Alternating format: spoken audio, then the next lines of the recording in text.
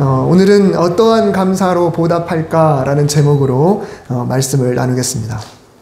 오늘은 맥추감사절입니다. 그래서 오늘은 본문을 나누기 전에 먼저 맥추감사절에 대한 말씀을 나누고 그리고 간단하게 오늘 본문 말씀을 함께 나눔으로 말씀을 마치려고 합니다. 이스라엘의 절기는 구분하는 방법이 크게 세 가지가 됩니다.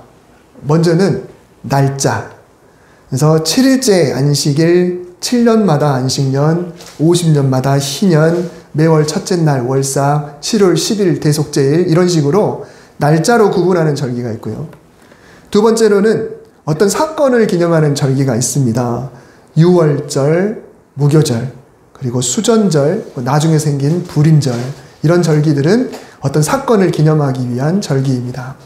그리고 끝으로 농사와 관련된 절기가 있는데 초실절, 칠칠절, 초막절 등이 그렇습니다. 이 중에 세 개의 대표적인 절기, 즉 이스라엘의 3대 절기는 유월절, 칠칠절, 초막절이라고 합니다. 유월절은 하나님께서 이 애굽의 종살이에서 빠져나오게 하신 날, 이 출애굽을 기념하는 날입니다. 그러니까 이스라엘 절기를 세 가지로 구분했을 때 삭거름을 기념으로 하는 절기가 바로 유월절이죠. 그리고 칠칠절은 봄에 첫 보리를 그 수확해서 그냥 하나님께 드리는 건 초실절이라 하고 수확을 다 마치고 나서 엄밀히 말하면 밀인데요. 네, 그리고 나서 드리는 그런 절기가 바로 이 칠칠절입니다. 초막절은 가을거지를 다 마치고 나서 드리는 절기. 이 칠칠절과 초막절은 농사에 관한 절기입니다. 그러면 사건을 기념하는 절기 하나와 농사와 관련된 절기가 둘인데 그렇다고 해서 그러면 이게 그때 그 사건만을 위한 절기이고 그리고 그 농사만을 위한 절기인가? 그렇지가 않습니다. 출애굽 사건은 하나님께서 죽음으로부터 건져주셨다는 것을 의미하죠. 그래서 홍해를 건너기 전에 그 인생은 죽었고 홍해를 통과하여 옛사람은 내가 죽고 홍해를 통과하여 새 사람이 되었다. 다시 말하면 하나님이 나를 거듭나게 다시 태어나게 해주신 나를 의미하는 영적인 구원의 의미가 이 속에 담겨 있습니다. 그래서 이스라엘 백성들은 그때 그 사건이 없었으면 지금의 우리는 없습니다라는 것을 늘 생각하면서 그래서 늘 출애굽 이야기를 그때부터 거슬러 올라가서 하나님을 찬양하죠. 칠칠절은 시기적으로는 봄의 추수지만 6월절이 끝나고 나서 50일이 되는 날은 따져볼 때 이들이 홍해를 건너고 나서 그 다음 시내산 밑에까지 도착하는 과정까지 며칠 그리고 모세가 산에 올라가서 있었던 그 40일 이런 걸 따졌을 때 50일째 되는 날은 율법을 받은 날이라고 생각을 해서 그냥 단순한 시기는 그냥 추수의 시기이지만 그 날이 하나님의 율법을 받은 날과 연관 짓습니다. 그래서 말씀과 관련된 그런 절기라고도 볼 수가 있죠. 초막절도 시기적으로는 가을 추수에 대한 그냥 농사에 감사하는 절기인 것 같지만 하지만 이 초막절 때는 특별히 이렇게 하죠. 그들이 그날만큼은 지난번에 말씀드렸듯이 집 밖에다가 텐트를 치고 초막으로 나무로 잎사귀로 텐트를 만들어 가지고 일부러 그 한 주간 동안 거기서 거주하면서 그냥 가을거지에 대한 그냥 감사라고 한다면 그냥 풍요요 잔치만 하면 되지만 그들은 일부러 그때 텐트 속에서 살면서 하나님이 우리를 광야에서 아무것도 없는 곳에서 우리를 보호해 주시고 먹여 살리셨다라고 하는 그 의미가 담겨 있는 겁니다. 그러니까 말로는 어떤 그냥 출애굽 사건 그리고 그냥 보리추수 그리고 뭐 가을거지 이런 것 같았지만 사실은 이 3대 절기 속에는 세 가지 의미가 담겨 있는 거예요. 구원해 주심 그리고 말씀을 주심 그리고 언제나 채워주시고 인도하시고 보호해 주심 아무것도 없는 곳에서 우리를 살아가게 하신 하나님에 대한 감사가 담겨 있습니다. 자, 그렇습니다. 오늘날 우리가 하나님께 드리는 감사를 따져보면 사실 똑같습니다. 이스라엘만의 절기인 줄 알았는데 사실은 하나님의 백성이라고 한다면 누구나 기억해야 될 감사가 다 담겨 있습니다. 첫째, 하나님은 우리를 구원해 주셨습니다. 둘째, 하나님은 우리에게 말씀을 통하여 역사하십니다. 셋째, 우리는 하나님의 은혜가 아니면 살 수 없습니다. 이 모든 게 이 세 가지의 절기 속에 담겨 있는 것이죠. 하지만 우리 지금 기독교는요, 이스라엘의 새 절기를 지키지는 않습니다. 그들은 이스라엘 민족들의 절기죠. 하지만 그 정신만큼은 그대로 지금 이어지고 있습니다. 첫 번째로 구원의 주심에 감사하는 유월절을 대신해서 우리는 예수님의 부활을 감사하는 부활절을 지킵니다. 시기는 거의 똑같습니다. 유월절과 그리고 부활절이 거의 비슷합니다. 우리 아시다시피 예수님께서 유월절 절기 때 그때 십자가에 달려 돌아가셨잖아요. 그래서 우리는 유월절을 지키지 않고 우리는 예수 그리스도를 통하여 거듭나여 새로운 삶을 살았기 때문에 교회는, 초대교회부터 시작된 이 교회는 유월절을 대신해서 그래서 부활절을 지킵니다. 예수님 우리를 구원하시고 사망의 권세를 깨뜨리시고 생명을 주셨습니다 라고 하는 감사하는 날, 부활절이죠. 77절은 오순절이라고 하는데, 몇 주 전에 제가 말씀을 한번 전했었죠. 오순절이라고 하는데, 이날 마가의 다락방에 성령님께서 임하셨음을 감사하는 성령 강림절을 우리는 보냅니다. 이 성령 강림절은 오순절에 일어난 사건이에요. 그러니까 이스라엘 백성들의 77절과 날짜가 같아요. 근데 그날 마가의 다락방에서 120명이 모여서 열심히 뜨겁게 기도하는 가운데 성령님이 각 개인에게 임하셔서 그들의 혀를 만져서 방언을 하게 하시고 영의 눈이 떠지게 하시고, 그리고 예수님이 그 전에 하셨던 말씀과 예수님의 십자가 사건이 나에게 어떤 의미가 있는지를 깨닫게 되는 그런 놀라운 날이었죠. 성령님이 하신 일이 뭔가요? 예수님께서 제자들에게 그런 말씀하셨어요. 내가 너희를 떠나가는 게 너희에게 유익하다.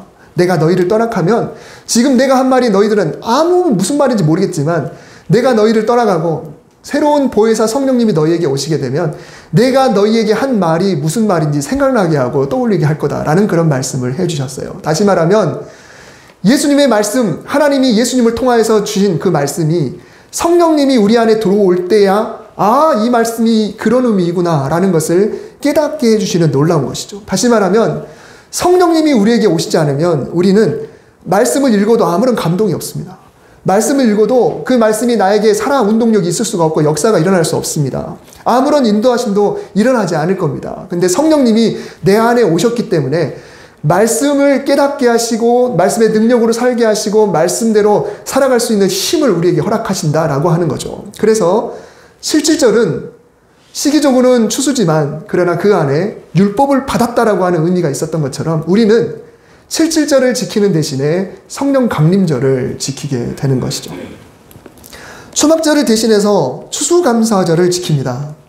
광야에서 오로지 하나님의 은혜로만 살았음을 감사했듯이 지금 우리도 모든 것이 주님의 은혜였음을 고백하는 감사의 절기로 초막절을 지키지 않고 우리는 추수감사절을 지키고 있습니다. 다행히 먼 과거에 영국의 청교도들이 미국으로 건너가서 그들이 그 절기를 만들어서 그 절기 이후로 오늘까지 추수감사절이 지켜지고 있죠.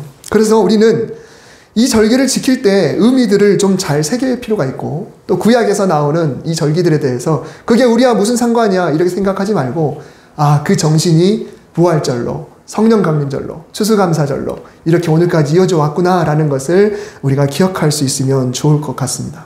그러면 맥추감사절은 무엇일까요? 맥추감사절은 이 속에 없습니다. 맥추감사절은 3대 절기 중에 봄 추수를 마치고 지키는 77절과 관련이 있습니다. 77절은 아까 말씀드렸던 것처럼 6월절이 끝나고 나서 50일 후라고 했어요. 그러면 우리나라 달력으로 따져보면 5월 마지막 주일이 성령 강림절이었습니다. 성령 강림절. 그날이 유대인으로 따지면 오순절이에요. 오순절. 그러면 우리는 늘 7월 첫 주에 맥추감사절을 드리잖아요. 그러면 약 한 주 정도의 차이가 생기게 되죠. 사실 맥추감사절은 다른 나라에 없습니다. 한국 교회에 있는 절기예요. 그리고 한국이 선교한 곳에 아마 그런 절기가 있을 수가 있겠죠. 선교 초기에 우리나라는요, 대부분 이모작을 하고 있었고요. 그리고 봄철에 보리 농사를 했습니다. 주로 6월 초순이나 중순에 다 수확을 하게 되죠. 그래서 이 수확을 다 마치고 나서 7월 첫 주로 절기를 정해서 감사절을 지키기 시작한 게 오늘까지 이어져 내려오고 있습니다. 율법을 받았다라는 의미로는 성령 강림절로 대체할 수가 있어요. 성령님이 임하셨다. 그리고 말씀을 생각나게 하신다. 말씀으로 우리에게 역사할 수 있도록 우리 안에 들어오신다. 그렇지만 그 성령 강림절은 추수하고는 또 의미가 다르잖아요. 추수하고는. 그래서 전반기 추수하고는 맞지 않기 때문에 한국 농경 문화의 그런 시간하고 맞춰서 7월 첫 주에 맥주 감사절을 정하게 된 거예요. 만약에 77절 똑같이 했으면 그날 맥주 감사절로 지켜야 되는데 우리는 아직 농사가 한창이고 수확하려면 아직도 몇 주가 남았기 때문에 시기가 맞지 않잖아요. 그래서 그 기간을 늘려서 뒤로 미뤄서 맥주 감사절을 7월에 지키게 됐죠.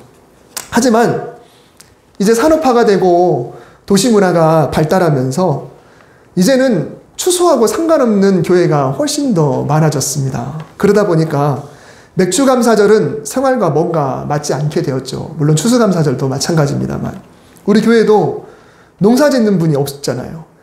제가 여기 그 양수리에 여기 있으니까는 성도님들 농사 지면서 농산물을 많이 갖다 주세요. 이런 이야기를 하시더라고요. 이런 이야기 하시는데 물론 농산물을 갖다 주십니다. 그러나 본격적인 농산물은 아니고 텃밭 농산물이시죠. 저 여기 있으면요. 여기 앞에 텃밭에서 저 많이 얻어먹습니다. 저 지난주에도 이 앞에 텃밭 가꾸신 어르신이 집에서 그 고추 첫 열매라고 비닐에다 담아가지고 가지고 오셔서 또 먹었어요. 근데 저 여주에 있을 때는 농산물을 정말 많이 받았거든요. 정말 농사 짓는 분들도 제법 있으시고 막 그랬어요. 근데 요즘은 그렇습니다. 아, 우리가 무슨 추수를 하는가? 특히 맥주를 왜 하는가? 우리 보리 농사 하지도 않는데 요즘 뭘 그래 갑니까? 다 사 먹지. 추수해서 먹는 집이 어디 있습니까? 그러다 보니까 맥주 감사라는 말이 참 무색하게 되었죠. 그래서 한국 교회 중에는 맥주 감사절을 지키지 않는 교회도 있습니다. 많이 있어요. 아니, 많지는 않지만 그래도 비율로 따지면 많지 않지만 제법 있습니다. 성령 강림절을 더 중요하게 여기는 교회들도 있고요. 뭐가 더 맞는지 굳이 따질 필요는 없습니다. 나름대로의 소신에 따라 그렇게 목회를 하고 있어요. 다만 우리가 언제나 감사하며 살아가야 되는데 그 중에 특별히 한 해에 그래도 구분을 지어서 전반기와 그리고 후반기를 돌아보면서 하나님께 감사한다는 그 자체가 우리에게는 큰 의미가 있는 것입니다. 저는 맥주감사절이라는 이름이 조금 무색한 것 같다 할지라도 전반기를 마치면서 전반기를 인도하신 하나님께 감사한다는 의미의 절기가 우리에게 꼭 필요한다라고 이렇게 생각을 합니다. 그래서 이 맥주감사절은 우리에게도 참 좋습니다. 그리고 후반기에 추수감사절, 물론 송구영신 예배가 지난 한 해에 대한 온전한 감사 예배가 되겠지만 그러나 이 초막절의 정신을 가지고 우리는 하나님의 은혜가 아니면 아무것도 아닙니다 라는 그 의미를 담아드리는 추수감사절도 우리에게 꼭 필요하다고 생각을 합니다.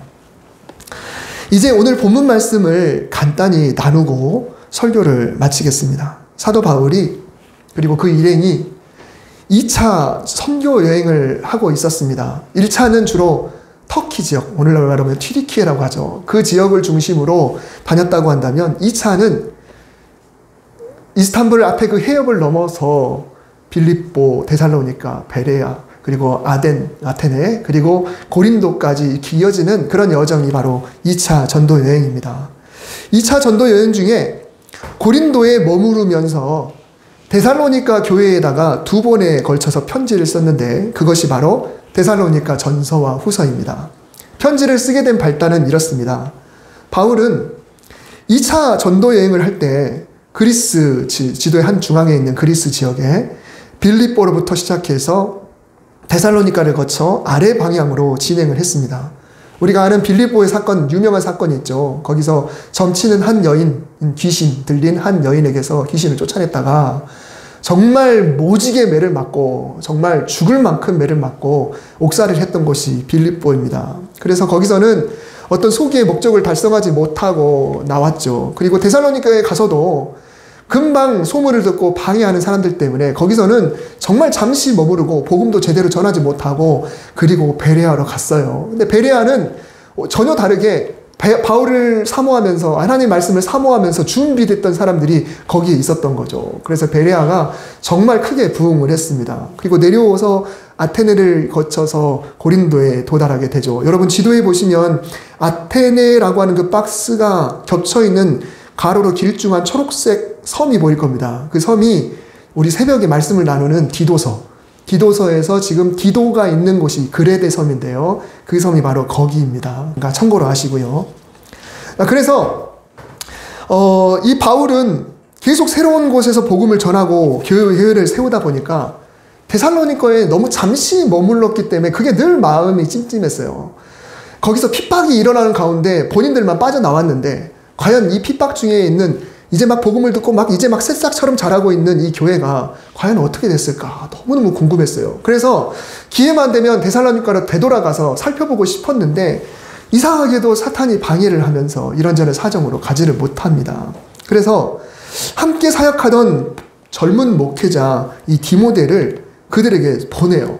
이들이 좀 어떻게 지내고 있나 한번 정말 참다 못해서 젊은 목회자 디모데를 보냈습니다.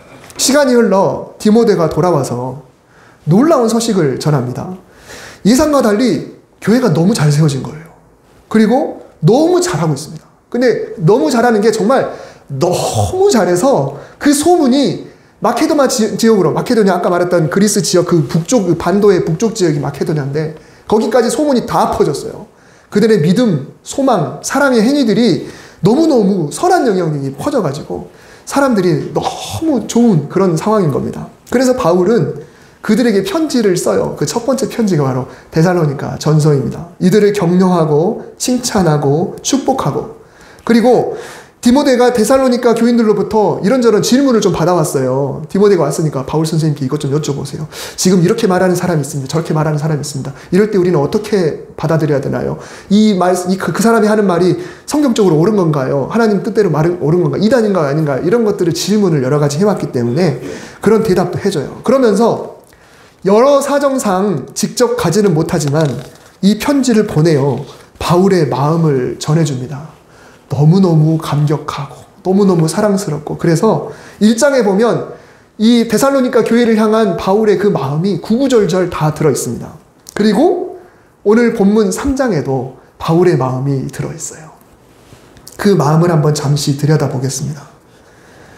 사실은 우리가 지금 물질적으로도 굉장히 어렵고 핍박과 고난도 심해서 지금 여기에 우리 사역도 녹록지 않고 우리 몸도 마음도 너무 힘듭니다. 사실 그래요. 그런데 여러분의 소식을 듣고 나니까 그게 힘든 마음이 다 사라져 버렸습니다. 정말 큰 위로가 되었습니다. 여러분이 주 안에서 든든하게 서 있으니까 이제 우리는 살 것 같습니다. 이 마음이 얼마나 대단한지 여러분 느껴지십니까? 정말 힘들어요. 바울도 가는 곳마다 여러분 바울의 선교 여행이 환상 여행이 아니에요. 황제 여행이 아닙니다. 럭셔리가 아니에요. 가면 유대인들이 핍박하죠. 이방인이 핍박하죠. 또 후원이 필요한데 정말 없으니까 가난하고 절실해서 스스로 텐트를 기워서 팔면서 이렇게 선교비를 마련하면서 그런데 가는 곳마다 무시당하고 이런 힘든 사역을 하고 있습니다. 그런데 이런 상황 속에서 지금 데살로니가 교회의 소식을 들으니까 크게 위로가 됐다는 거예요. 너무 위로가 됐다. 살 것 같다. 우리나라 IMF 시절에 저는 군복무를 마치고 막 복학을 했기 때문에 그 IMF가 뭔지 그렇게 실감하지 못했어요. 그러나 집에 사업을 하던 분들은 아마 그때 절실히 아시겠죠. 얼마나 우리나라가 힘들었습니까? 얼마나 고통받았습니까? 그때 우리 국민이 무엇으로 위로를 받았을까요? 먼 나라 미국에서 박세리 선수가 LPGA 골프에서 우승했을 때 그때 이 신문에 보세요. 중앙일보의 기사인데 20년 전 박세리의 흰 맨발은 우리에게 위로였다. 또 박찬호 선수가 LA 다저스에서 승리 투수가 됐을 때 뉴스를 통해서 큰 위로를 받았습니다. 거기 밑에도 보세요. 참담했던 IMF 외환 위기 시절 희망을 던지던 박찬호의 98년도. 그랬습니다. 우리하고는 상관없는데 그들이 거기 가서 잘하는 소식만 들어도 이게 너무너무 큰 위로가 되었던 것이죠. 바울의 심경이 그랬습니다. 지금 너무 힘들어서 소망 하나 없는데 그저 핍박으로 그냥 무너질 줄 알았는데 내가 거기를 그냥 놓고 그냥 도망 나와서 너무너무 양심에 갇히고 너무너무 걱정이었는데 이 교회가 핍박 중에도 잘 자리 잡고 심지어 더 믿음도 굳건해지고 그리고 많은 사람들에게 본연이 되고 있다는 소식을 들으니까 너무 큰 위로를 받았던 겁니다. 내가 힘든 이 상황인데도 너무너무 힘이 나는 거예요. 내가 이제 살 것 같다. 너무 기쁜 나머지 편지에다가 이렇게 씁니다. 9절 말씀에 보면 우리 하나님 앞에서 여러분 때문에 정말 최고로 기쁩니다. 이렇게 우리를 기쁘게 하니 여러분을 위해 도대체 무엇으로 감사의 보답을 해야 할까요? 여러분, 누군가가 나를 크게 기쁘게 해줬으면 아무런 소망도 없는데 위로를 받았으면 뭔가 보답을 해주고 싶잖아요. 도대체 무엇으로 보답을 해줄까? 정말 할 수 있으면 다 해주고 싶겠죠. 다 해주고 싶을 겁니다. 그런데 이 9절 말씀을 자세히 들여다보면 뭔가 좀 이상한 부분이 하나가 있습니다. 기쁘게 해주고 위로해준 이들은 데살로니가 교인인데 정작 보답해야 될 대상을 하나님이라고 말한 거예요. 너희를 위하여 기쁜데, 너희 때문에 너무 기쁜데 너희를 위하여 능히 어떠한 감사로 하나님께 보답할까? 하나님께 어떻게 감사를 드리면 좋을까? 하나님께 무엇으로 보답해 드리지? 하나님께 뭐라고 말씀드리지? 바울이 지금 그 이야기를 하고 있는 거예요. 자, 그러면 이 편지를 받고 있는 데살로니가 교인들은 어떤 마음이 들까요? 바울 이 사람 도대체 무슨 말 하는 거야? 보답을 우리한테 해야지 무슨 소리야? 라고 하면서 읽던 편지를 그냥 다 찢을 수가 없죠. 두루마리니까. 내 편끼치고 불태우고 싶을까요? 그렇지 않습니다. 여러분, 오늘 맥주 감사절에 바울의 이 말을 우리가 한번 가슴에 좀 담았으면 좋겠습니다. 이것은 바울의 말이 아니고 바로 우리를 향하신 하나님의 마음인 거예요. 우리는 가까이 있는 사람들로 인해서 특히 가족 때문에 즐거움을 얻을 때가 있습니다. 가족이 잘 되면요, 함께하고 수고한 보람이 있죠. 그래서 그동안의 수고와 고통에 대한 위로도 받고 때로 속이 후련해지기도 하고, 그래서 정말 그 사람에게, 우리 가족에게, 우리 자녀에게 정말 큰 보상을 해주고 싶기도 합니다. 뭔가 감사를 표현해주고 싶고 선물도 사주고 싶고 그래요. 그런데 가족을 위한 감사가 있다면 이 모든 일의 배후에 계셨으면서도 사실은 가장 공이 크셨던 하나님을 기억해야 합니다. 자식 때문에 너무 즐겁고 행복하니 하나님께 어떠한 감사로 보답할까? 이게 바로 바울의 마음인 거예요. 그 사람 때문에 함께 수고해서 그 사람이 성공했기 때문에 내가 너무너무 기쁜데 이 큰 은혜를 너를 위하여 하나님께 어떻게 보답할까? 그 사람이 정말 고마운데 하나님께 어떠한 감사로 보답할까? 그 성도님이 너무 감사한데 하나님께 어떤 감사로 보답할까? 그 목사님이 너무 고마운데 하나님께 어떠한 감사로 보답할까? 지금 문장이 뭔가 불편한데 사실은 하나님이 이것을 우리에게 원하신다는 겁니다. 그냥 받아서 좋은 것이 아니라 너는 과연 이 모든 일에서 그 배후에서 가장 열심히 가장 성실하게 졸지도 주무시지도 않고 그렇게 일하신 그 하나님, 그분에 대해서 과연 생각하고 있느냐라고 질문을 하고 계시는 거죠. 모든 일에서, 모든 관계에서, 모든 상황에서 하나님을 기억하시기 바랍니다. 모든 것이 다 하나님의 은혜였습니다.